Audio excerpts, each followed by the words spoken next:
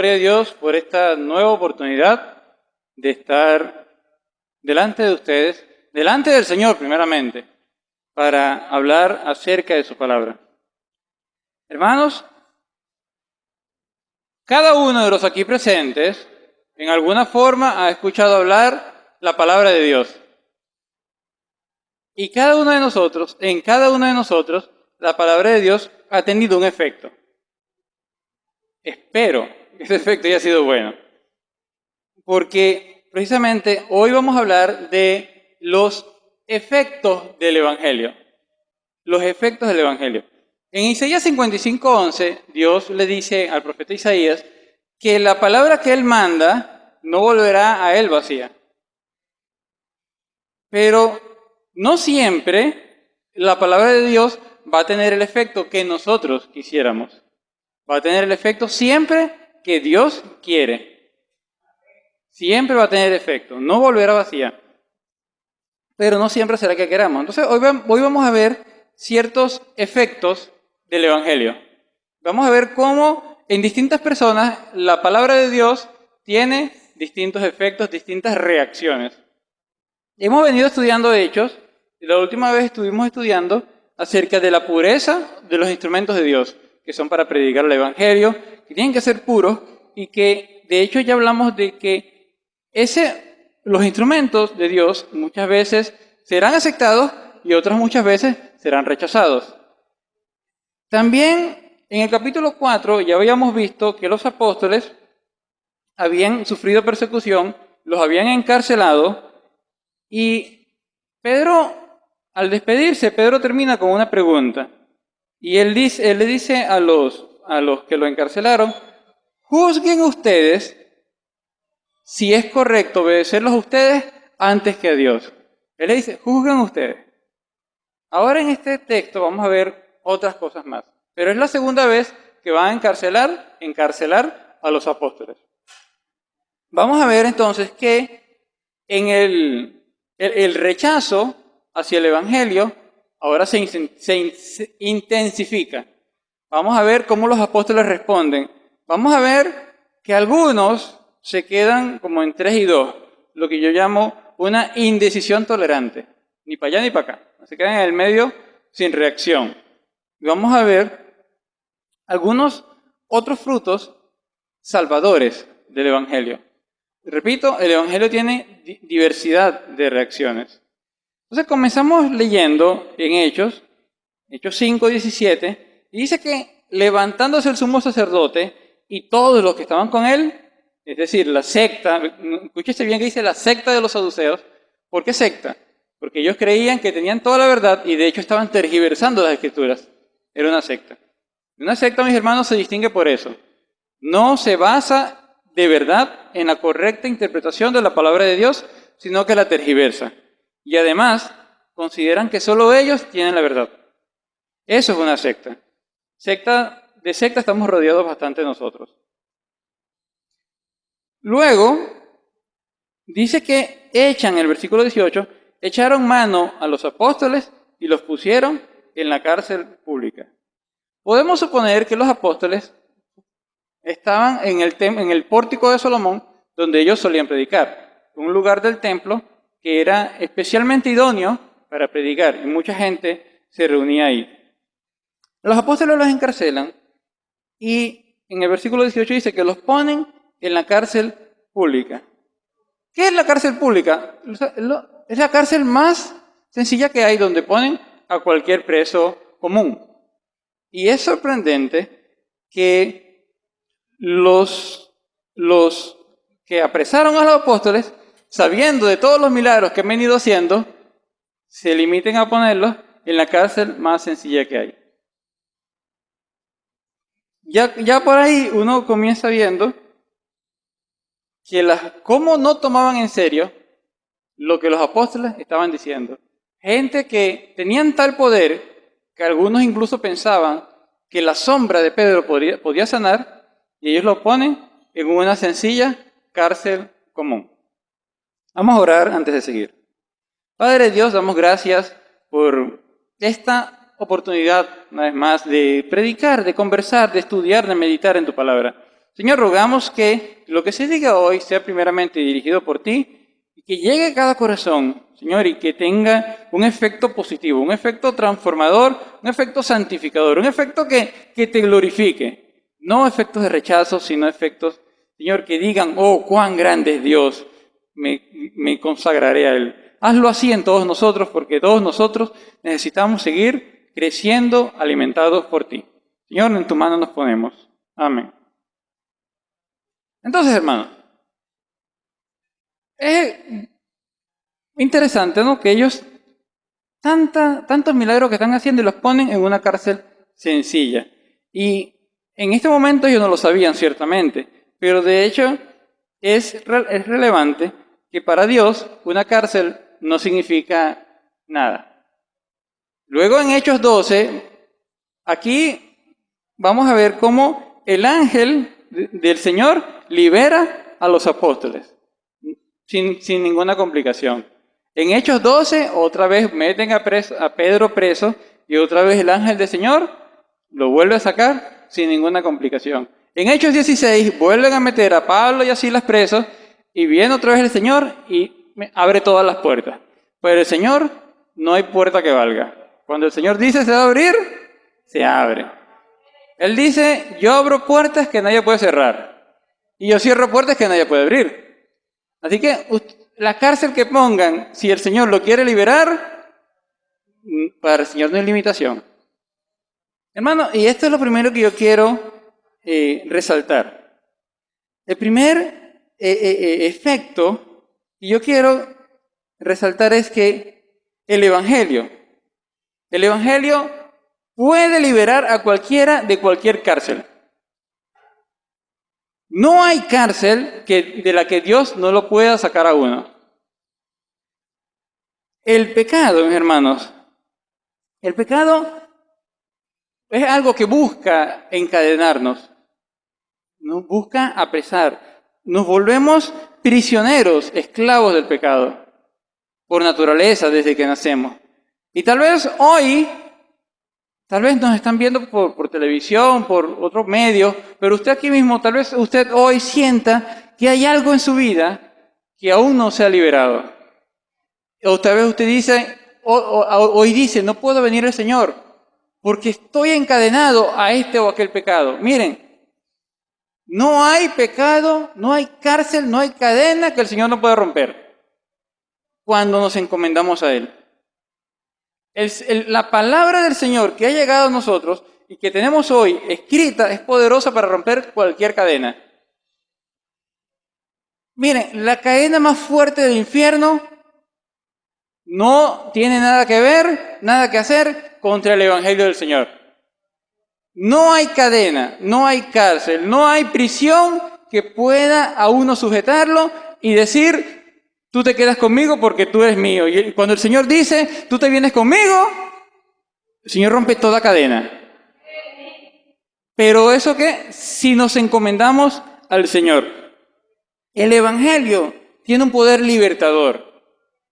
Jesús dijo, la verdad, la palabra mía, mi palabra, en Juan 8:32, mi palabra que es verdadera, los hará libres. La palabra del Señor es poderosa, hermano. ¿Usted tiene algún problema? ¿Usted tiene hoy una lucha espiritual? Póngasela al Señor, porque no hay limitante para el Señor Todopoderoso. Por eso es el Todopoderoso. Y es maravilloso pensar en esto. El Evangelio tiene un poder libertador, pero tenemos que encomendarlo. ¿Qué dice Romanos 1:16? El Evangelio es poder de Dios para salvación. ¿Y salvación de qué? De cualquier pecado, hermano. Del pecado y de sus consecuencias. Nos libra del poder, de ese poder que nos quiere esclavizar y nos libra de sus consecuencias eternas. El Evangelio no tiene límites que Él no puede romper. Solamente que Él dice, vengan a mí. ¿Y qué dice Cristo? Vengan a mí los que estén cansados y yo los haré descansar. Anoche también reflexionaba un pasaje bastante conocido. Yo toco la puerta y llamo, dice Jesús. Ciertamente en el contexto de la carta, Es llamativo que Dios se lo está diciendo a la iglesia, porque parece que la iglesia dejó a Jesús por fuera, cosa terrible. Pero también es verdad que cualquier persona que escucha la voz de Dios y le reconoce como Señor y dice, Señor, entra a mi casa y llena mi casa y sea el rey de mi casa, ese también será libre. Con ese también, a ese Jesús también le está diciendo, yo quiero ser tu amigo. Ese es el poder del Evangelio, poder para liberar. Entonces, hermano, ese es el primer punto que quería tocar. Seguimos leyendo y ve que, ¿qué le dice el ángel a los apóstoles? Salgan y puestos en pie en el templo, anunciad al pueblo todas las palabras de esta vida. ¿Qué le dijo el ángel? Vayan y escóndanse. No, ¿verdad? Le dijo, vayan y prediquen la palabra de vida, el evangelio. Ven que dice, todas las palabras de esta vida. Hermano, el evangelio es un camino de vida. El evangelio no es una religión como algunos quieren hacer pensar, uno de tantos caminos que llevan a Dios. No, la verdad es que las religiones son caminos de muerte, pero el evangelio es un camino que Dios abrió. Es el camino que Él puso entre Él y nosotros. Es el mar que Dios abrió para que el pueblo pase. Eso es el evangelio, un camino de vida. Entonces el ángel les dice, vayan y prediquen esta palabra de vida. Y ven lo que dice también, todas las palabras. Hay que predicar el evangelio completo. Usted quiere que la gente tenga vida, déle el evangelio completo. No podemos suavizarlo. Si suavizamos el evangelio, si la gente no entiende su pecado, no va a llegar tampoco al camino de vida. Si la gente no entiende las malas noticias, tampoco van a entender las buenas noticias. Hay que predicar todas las palabras de esta vida, un evangelio completo. ¿Qué hicieron los apóstoles? Fueron a predicar al templo en la mañana, dice. ¿Qué pasa? Las mañanas eran buenas para predicar porque la gente acudía mucho al templo para orar, para cantar, para adorar. Entonces ellos aprovechaban esta oportunidad. Mientras ellos están predicando por allá, ¿qué hace por acá el concilio? ¿Quién es el concilio? Los jueces, la asamblea, la Junta Suprema. Se reúnen para juzgar a los que están presos, según ellos. Ellos creen que están presos. Están por aquí reunidos. Es lo que dice en el versículo 21. Habiendo oído esto, entre tanto, vinieron el sumo sacerdote y los que estaban con él, y convocaron al concilio y a todos los ancianos de los hijos de Israel, y enviaron a la cárcel para que fuesen traídos. ¿Qué pasa en la cárcel? Cuando llegan los alguaciles, no hay nadie en la cárcel. Entonces volvieron y le dan aviso a los sacerdotes y les dicen, la cárcel la encontramos cerrada, con toda seguridad. Hasta el más mínimo candado estaba cerrado ahí, con toda seguridad. Los guardias están afuera, parados, firmes, como es. Y están ante las puertas. Pero cuando abrimos todo, con los guardias vigilando y las puertas cerradas, y nosotros abrimos, ¿qué pasa? No hay nadie adentro. Cualquiera, ¿qué pensaría usted que usted escucha eso? Un milagro del Señor. Y más aún cuando ellos saben quiénes lo están haciendo, quiénes son esos personajes. Ellos saben que están pasando milagros. Ellos saben que la gente se está convirtiendo. Pero ¿qué hacen ellos? Versículo 24. Cuando oyeron estas palabras, el sumo sacerdote y el jefe de la guardia del templo y los principales sacerdotes dudaban en qué vendría a parar aquello. Es decir, ellos ven que está pasando algo misterioso, algo ilógico, todo cerrado y no hay nadie. Y los sacerdotes saben que tiene que ser un milagro, es indudable que es un milagro. Pero ¿qué hacen ellos? En vez de preguntarse cómo era eso posible, cuando Tomás vio a Jesús resucitado y vio los huecos, Tomás se postró, Señor mío y Dios mío. Y así, ¿cuánta gente, aquel leproso que se fue y volvió a dar gracias? O sea, era evidente que había un milagro y se postraban delante de Dios. Pero estos hombres solo se enfocaban y decían, ¿en qué vendrá a parar aquello? Es decir, ellos estaban preocupados por los efectos negativos que podría tener eso para ellos. Ay, Dios mío, ¿qué nos va a pasar? No están preocupados por el hecho en sí, sino por qué les va a pasar a ellos. ¿En qué vendrá a parar eso? Entonces, versículo 25. Viene uno y les da la noticia. He aquí los varones que pusieron en la cárcel están en el templo y enseñan al pueblo. Esto es llamativo porque los fariseos y los saduceos, los sacerdotes, antes le habían dicho no prediquen más. Ahora que lo meten preso, no conforme con que se salen, ni siquiera se esconden, que ya sería algo malo para ellos, sino que se salen y van a predicar. ¿Qué confrontación con los que los metieron presos? Y claro, para la gente que sabía que estaban presos y que ahora están libres, ¿qué piensan ellos? Estos tienen más autoridad que los que los metieron presos. Aquellos los metieron presos por medios humanos. Si ellos están aquí es por medios divinos. Esto, por supuesto, no les agrada a los sacerdotes. Y entonces los mandan a llevar presos de nuevo, versículo 26. El jefe de la guardia los trae sin violencia porque temían ser apedreados por el pueblo. Vean también que los apóstoles vienen sin resistencia. ¿Tú me vas a llevar preso? Vamos a ir pues. También, aunque no lo dice el texto, yo imagino que los apóstoles querían también evitar que se levantara ahí una trifulca, porque dice que los guardias tenían miedo que los apedrearan. Imagínense ustedes todo ese gentío que está en el templo y ahora se enfrentan contra la guardia. Esto iba a ser una guerra civil. Los apóstoles, vamos en paz. Se van y se presentan ante el concilio, versículo 27. Y dice que el sumo sacerdote los interroga y les pregunta, ¿no les mandamos estrictamente que no enseñaran en ese nombre? Y ahora han llenado a Jerusalén con vuestra doctrina. Y queréis echar sobre nosotros la sangre de ese hombre. Tres quejas le presenta el sumo sacerdote.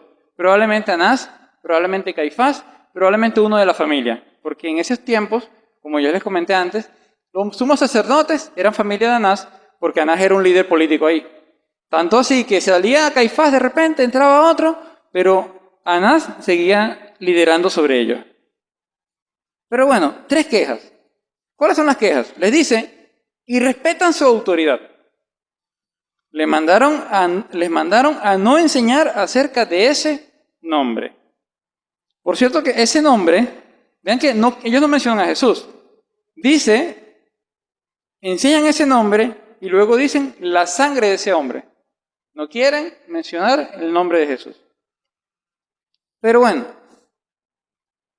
es importante que ellos mismos reconocen que los apóstoles no están predicando en nombre propio. O sea, no, como dice Pablo, no nos predicamos a nosotros mismos, sino a Cristo resucitado. Los apóstoles, a diferencia de los sacerdotes que buscaban su propia gloria, que la gente los admirara, como dice Cristo, ustedes buscan que los saluden en las plazas, a ustedes les gusta orar parado para que los vean, pero estos apóstoles no. Ellos están predicando para que la gente vea a Cristo. Y esa es la misión de la iglesia. Antier estaba yo en el trabajo y viene un antiguo colega, oye hermano, te he visto por televisión, y yo, ¡ay, gloria a Dios!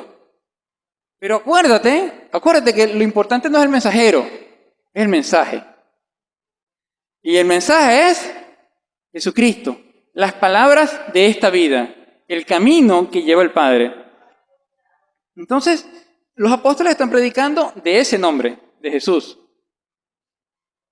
También, ¿de qué les acusan? Les hablan los acusan de hablar falsas enseñanzas. Han llenado a Jerusalén con su doctrina, con su enseñanza. Obviamente los están acusando de falsas enseñanzas. Y además los acusan de asesinos. Se quejan porque los apóstoles los están acusando de asesinos. Por eso dice, ustedes, del 28, queréis echar sobre nosotros la sangre de ese hombre. Nos están acusando de que nosotros lo matamos. Y ciertamente, ya hemos visto antes cómo en la predicación, Pedro dice, ustedes mataron al autor de la vida, pero Dios lo resucitó. Además, es interesante porque en Mateo 27-25, estos mismos sacerdotes le gritaron a Pilato, su sangre sea sobre nosotros y sobre nuestros hijos. Se lo gritaron allá y ahora se quieren lavar las manos. Se quieren lavar todo porque... Sí, no, ustedes mataron al autor de la vida. De 3 quejas. Y respetan nuestra autoridad. Enseñan falsas doctrinas y nos acusan de asesinos. Ahora vamos a ver. Es interesante esto también, por cierto. Entre sus comentarios no llegan a mencionar cómo salieron ellos de la cárcel. No tocan ese tema. ¿Por qué? Porque ellos saben que ese tema era un argumento en contra de ellos mismos. Porque ellos sabían que eso fue un milagro. Y si lo citan, es como esa frase que dice, todo lo que digas puede ser usado en tu contra. No vamos a decir eso. No, es un balde de agua contra nosotros mismos. No lo tocan. ¿Pero por qué no lo tocan, hermano? Y esto es algo que también lo vemos en la actualidad.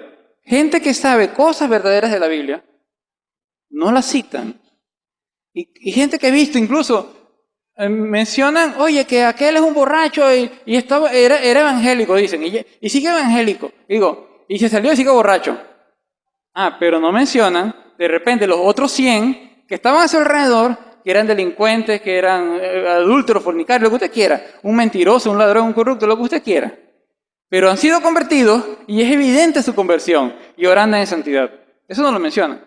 ¿Por qué? Porque lo que buscan es argumentos que apoyen mi pecado, pero no argumentos que vayan en contra de mi pecado. Cuando la gente hace esto, es como dice Juan 3, 19 y 20, es porque no quieren ver la luz. Cuando se limitan a usar argumentos que solo los benefician a ellos, pero que en ningún momento los confronta, es porque no quieren ver la luz, por amor a la oscuridad. Entonces, ellos, vamos a omitir este tema. ¿Ustedes se escaparon? Eso no lo vamos a mencionar, deja eso por debajo de la mesa. Lo que vamos a hablar hoy, que ustedes irrespetan nuestra autoridad, hablan falsas doctrinas y nos acusan de asesinos. Ok, Pedro escuchando, los apóstoles escuchando, y Pedro está escuchando, y ahora Pedro va a responder. Y es donde el segundo punto que quiero resaltar hoy.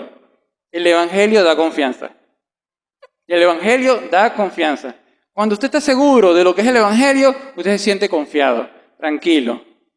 Hermano, a veces yo les cuento en mi humanidad limitada, me pongo a pensar, ¿y si tal doctrina me estoy equivocando? Y entonces empiezo a pensar, bueno, la Biblia lo dice. ¿Y si la Biblia estuviera mal escrita? Y entonces me acuerdo de todos los argumentos que me demuestran que la Biblia es la palabra de Dios, que no está tergiversada, que el Señor cumplió lo que Él dijo. Que Él dijo, mi palabra va a permanecer. Y entonces eso me dice, no, la Biblia es verdad y la Biblia claramente dice esto. Así que la doctrina esta es verdadera. Eso es fruto, o sea, esa tranquilidad me la da el conocer el Evangelio. Conocer no nos lleva a dudar, nos lleva a estar más seguros. Pasteur, ese famoso científico que inventó la pasteurización, él dijo esto: un poquito de conocimiento te aleja de Dios. Un poquito. Pero el mucho conocimiento te trae hacia Dios. Hermanos, cuando la gente niega a Dios es porque no quieren ver las evidencias. Pero cuando usted pone las evidencias en la mesa, usted dice, Dios existe y más aún es el Dios de la Biblia. Este es el Dios verdadero. Entonces, el Evangelio, conocer el Evangelio da confianza. Y ven lo que Pedro responde, versículo 29. Primero, tú dices que violamos tu autoridad. Bueno, es necesario obedecer a Dios antes que a los hombres. Ya por ahí, primera respuesta, primer honrón. Otro, ustedes dicen que nosotros hablamos falsas doctrinas.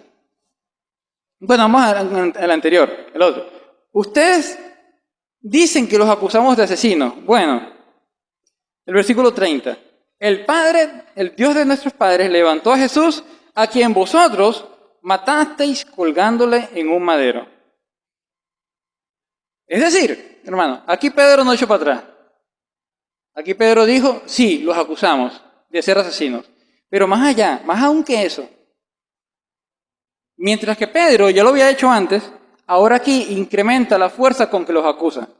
Es interesante que aquí la palabra que se escribe en griego, diacheirizo, significa, ustedes lo mataron con sus propias manos. Vea que antes dicen que ellos lo entregaron, ¿no? La palabra que era como que lo entregaron. Ustedes fueron autores intelectuales. Pero ahora Pedro aumenta e intensifica la acusación. Dice, ustedes lo mataron con sus propias manos. No retrocedió. Sí, los acusamos de asesinos. Y no solo asesino intelectual, con sus propias manos lo mataron. ¿Se echó Pedro para atrás? Agarró, como dicen por ahí, agarró miedo Pedro. Vean que esto es interesante porque los agarraron presos y están delante de un concilio y los pueden matar. Pero estos apóstoles, gloria a Dios, no renegaron de hablar las verdades. Y de hecho, fueron más allá, intensificaron, aumentaron la acusación. A veces nos sentimos tentados a diluir un poco el Evangelio. Tal vez por nuestros familiares, tal vez no queremos que los familiares se sientan insultados, o nuestros amigos.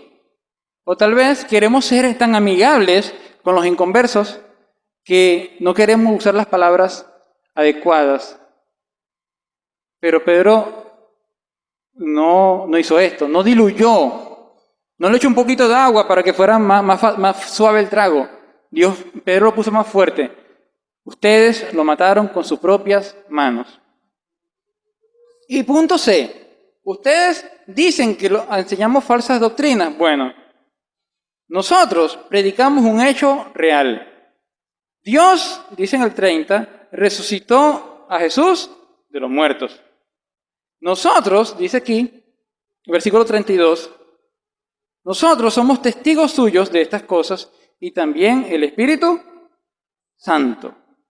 Hay testigos. Hay testigos. Entonces, nosotros no estamos hablando de ninguna falsedad, estamos hablando de hechos reales. Y ustedes saben, de hecho, en este punto no se dice, pero en puntos anteriores, Pedro le ha dicho, ustedes saben que Dios lo levantó de los muertos. Ustedes saben. Ahora, ¿qué predicamos? ¿Qué predicamos? Y entonces nos dice el 31, predicamos arrepentimiento y perdón de pecados. ¿En quién?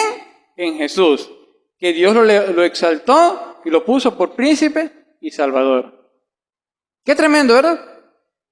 ¿Cómo Pedro, acompañado con los demás apóstoles, pudo responder con una palabra ciertísima, una palabra certera a las acusaciones que le estaban haciendo? Y no se intimidó, siguió hacia adelante. Hermanos, esto es un ejemplo para nosotros. Nosotros también vamos a sufrir, y sufrimos probablemente persecución, insultos, ofensas. Un hermano me contaba hoy cómo en su casa, y a todos seguro que nos ha pasado, tienen el ojo sobre nosotros, y eso que es evangélico. Nos persiguen.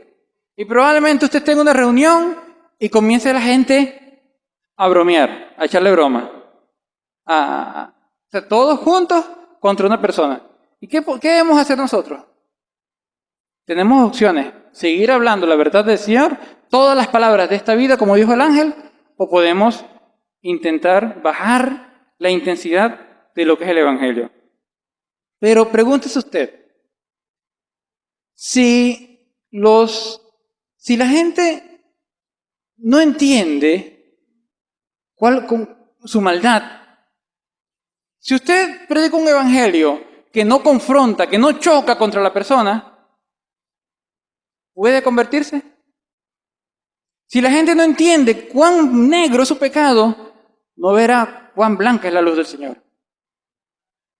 Entonces, llegamos a una conclusión, como inconversos, de que nosotros somos suficientemente luz para estar delante de Dios. Tal vez usted pensó eso, tal vez usted cuando escuchó el Evangelio antes, usted pensaba, es que yo soy bueno. ¿Por qué tú crees que vas al cielo? Sí, que yo soy bueno. Yo soy suficientemente bueno para estar con Dios. Yo creía que yo podía estar así, como dice uno, de lado y lado con Dios. Así era yo. Pero a medida que veo mi corazón, todavía hoy, me encuentro con lo que dice Jeremías 17, y él dice, el corazón es perverso y engañoso. Y mientras más estudio la luz del Señor, más profundo veo cuán profunda es la oscuridad de mi corazón. Pero gloria a Dios, porque el Señor va cada día iluminando más profundo y más profundo. Y eso será hasta que el Señor venga. Pero tenemos que confrontar y decir, hermano, usted amigo, usted ha pecado, pero el Señor vino a dar, te manda a arrepentirte. ¿Y qué te regala? Perdón de pecado. Tenemos que proclamar la palabra completa. Dice aquí una cita, si realmente deseas salvar almas de los hombres, tienes que decirles una gran cantidad de verdades desagradables. Si realmente deseas salvar las almas de los hombres, tienes que decirles una gran cantidad de verdades desagradables. El Evangelio choca de frente con nuestra pecaminosidad. Entonces, hemos visto que el Evangelio libera, tiene poder para liberar. Hemos visto que conocer el Evangelio da confianza. Y el último punto que quiero tocarse es las reacciones que trae el Evangelio a ser predicado. 1. ¿Qué dice el versículo 33? ¿Qué deseaba hacer la gente con esto? ¿Qué deseaban hacer los que escucharon el Evangelio? ¿Qué deseaban hacer con los que lo predicaron? Querían matarlos. Versículo 33. Se enfurecían. Querían matarlos.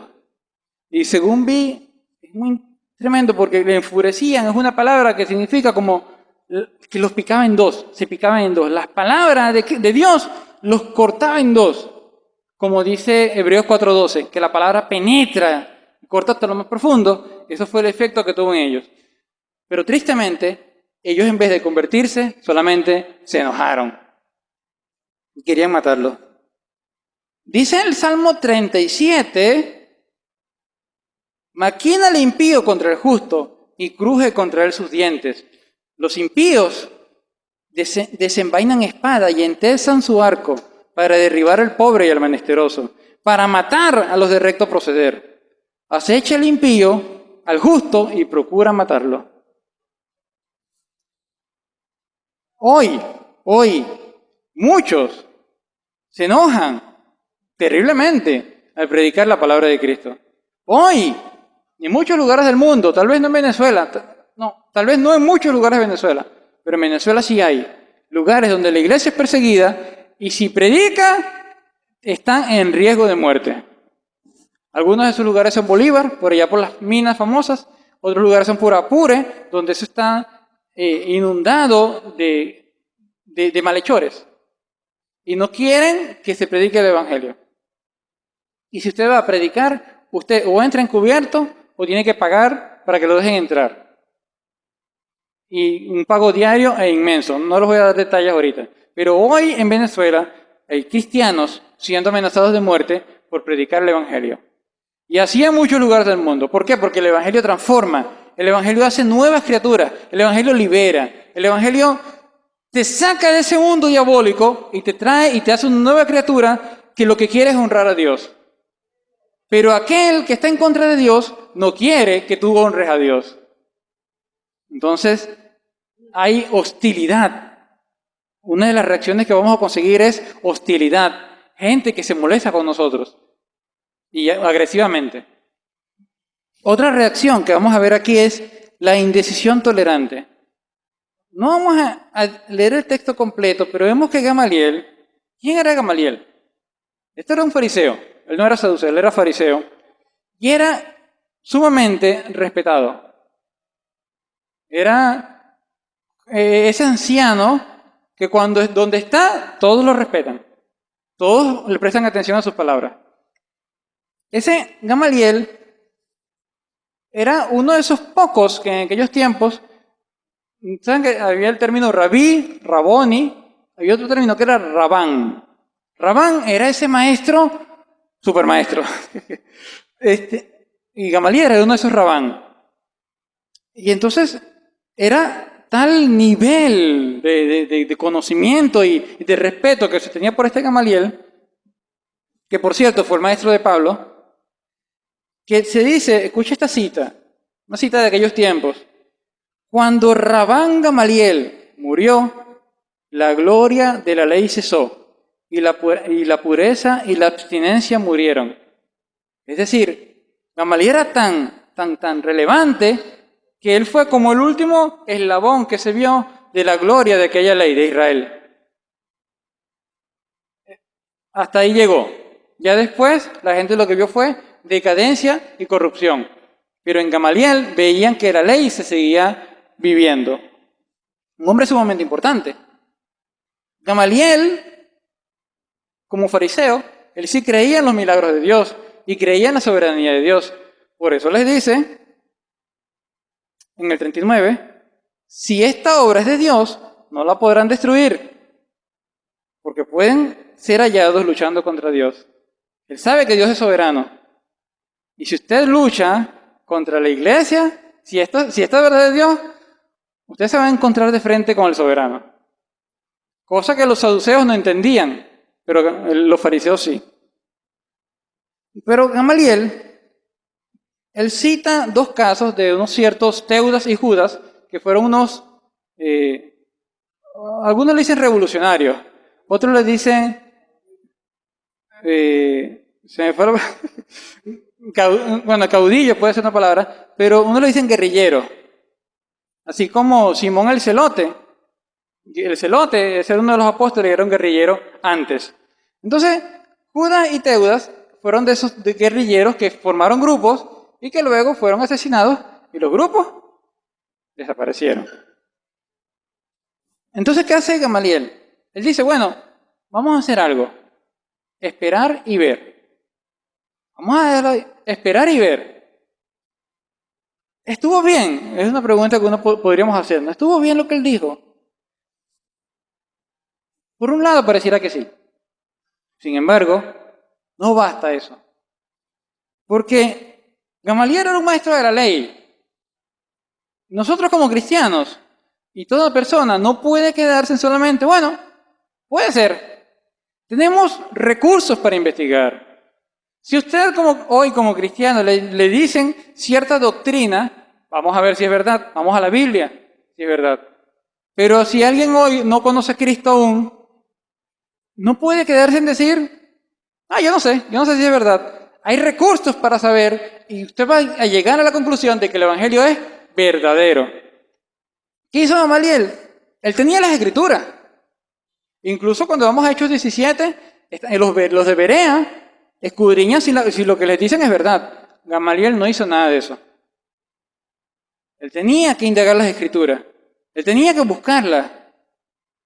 Además, se equivocó. Porque no todos los movimientos herejes mueren rápidamente. Hay movimientos que van a morir rápido, pero hay otros que no. Y alrededor de nosotros, hoy, usted puede ver muchas sectas que tienen bastantes años y no han muerto. Van a morir, mi hermano. En el día de Jesucristo, hasta ahí llegaron. Pero el hecho es que podrían permanecer un tiempo más, y eso no significa que sea de Dios, sino que Dios lo permite. ¿Qué dice Dios? Deja que la cizaña crezca junto al trigo, porque en el momento de la siega es cuando yo lo voy a separar. Entonces, Gamaliel no tuvo la reacción que debió tener. Fue una indecisión tolerante. O sea, ni sí ni no, pero déjalos tranquilos. Esto lo vamos a encontrar muchas veces. Gente que le dice, de repente tú tienes razón, o de repente no. Bueno, pero si tú no sabes, estamos hablando de tu vida eterna, en el cielo o en el infierno, no te quedes con un sí o no, de repente, no. Hermano, amigo, esto es importante. Hay que profundizar, hay que examinar, hay que estudiar bien. Estamos hablando de la vida eterna. ¿Quién se quiere ir al infierno aquí? Que levante la mano. Nadie se quiere ir al infierno. Entonces, el cielo no es juego. La doctrina de Cristo no es juego. La palabra no es juego. Hay que profundizar. Para eso el Señor nos dejó esto. Y no solo esto, hay testimonios históricos que nos dicen que esto es verdad. Entonces, no podemos quedarnos en solamente decir, de repente sí, de repente no. Vamos a buscar, vamos a profundizar. Repito, sea una doctrina. Para los que estamos en la iglesia, que muchas doctrinas se están queriendo meter en la iglesia de Cristo. Y muchos se están metiendo. ¿Por qué? Porque no están profundizando en la palabra del Señor. ¿Para qué el Señor la dejó, pues? ¿Para que la pongamos en un stand a agarrar polvo? Señor, esto es una carta de amor que el Señor escribió para guiarnos. Entonces, vamos a conseguir gente hostil que se molesta. Y vamos a conseguir gente que aquí en Venezuela le dicen los niní. Ni para allá ni para acá. Pero, hermano, hay una tercera reacción. Nosotros como iglesia, vamos a conseguir gente que se opone, gente que no le interesa, pero vamos a conseguir, hermano, gente que es salvada, gente que acepta el Evangelio. Y nosotros aquí estamos hoy porque algunos sabían eso y vinieron a predicarnos y se esforzaron y trabajaron y oraron por nosotros. Y por eso hoy nosotros estamos aquí. ¿Nuestro trabajo cuál es? Seguir llevando ese Evangelio, porque aún hay muchos que van a ser salvados. Los saduceos, ¿ven? Es interesante, ¿no? Los saduceos se resistían a creer en los milagros. Los saduceos, los que sabían mucho. Sin embargo, la gente que supuestamente sabía poco, venían de lugares lejanos, como dice el versículo 16, venían de lugares lejanos y traían a sus enfermos. Y en el 6.1, el versículo 6.1, que dice que como creciera el número de los discípulos, la iglesia seguía creciendo. ¿Por qué? Porque la iglesia seguía predicando. Entonces, hermano, la persecución y la apatía de algunos no frenarán la iglesia. El mensaje va a seguir dando frutos. Muchos seguirán recibiendo el mensaje y serán salvos. Gloria a Dios. Dios va a seguir trayendo muchas personas. Yo estoy convencido de eso. Aún faltan muchos por entrar. ¿Pero cómo? Por la predicación de la palabra. ¿Cuál es el único requisito indispensable? ¿Cuál es? El obrero que predique. ¿Dónde vamos a estar nosotros? ¿Entre los de la banca? ¿En la sombrita? ¿Viendo a aquellos que están predicando? ¿O vamos a ser ese obrero que sale al campo a cosechar lo que ya Dios tiene preparado? ¿Cuál quiere ser usted? Todos estamos llamados a predicar el Evangelio. Todos podemos ser parte de esa obra donde Dios muestra su poder. Tenemos que permanecer firmes, en medio de toda oposición, en medio de toda apatía, permanecer firmes y predicar el Evangelio completo, para arrepentimiento, para perdón y para liberación. El Señor quiere liberar a todo aquel que esté preso. El Señor quiere perdonar a todo aquel que haya pecado. Solo hay un requisito: arrepentimiento. Pero para que tengan arrepentimiento hay que llevarles el Evangelio. Prediquemos entonces el Evangelio con esmero, con poder, con ánimo, porque el Señor va a seguir obrando y nos va a seguir usando. Y usted va a estar gozoso cuando usted ve que un pecador es transformado en hijo de Dios por medio de la palabra que usted le predicó. Ese es el gozo que el Señor nos regala. Alabado sea el Señor. Padre Señor, gracias te damos por tu palabra maravillosa, grandiosa. Señor, es un espectáculo estudiar y profundizar en tu palabra. Señor, es una maravilla poder predicar tu palabra a otros. Gracias, Dios. Muchas, muchas, muchas gracias. Gracias por todos los que llegaron a traer el Evangelio a nosotros, porque nosotros pudimos llegar a conocerte. Dios, te rogamos que nos sigas usando, que confiemos plenamente en tu palabra de verdad, que el Evangelio llene nuestro corazón de confianza, aún en medio de las pruebas, aún en medio de las dificultades. Siempre estemos confiados en la verdad del mensaje del Evangelio. Que prediquemos este mensaje liberador y que muchos lleguen a tus pies y sean librados de todo tipo de pecado y todo tipo de esclavitud, sean librados por tu gloria y para tu gloria. Y ayuda a esta iglesia, Señor, a no detenernos, no quedarnos en la sombrita, sino salir al campo a buscar esa mies que debe ser cosechada. Guíanos, Señor, fortalécenos con tu Espíritu Santo. En el nombre de Jesús clamamos y rogamos a ti. Amén.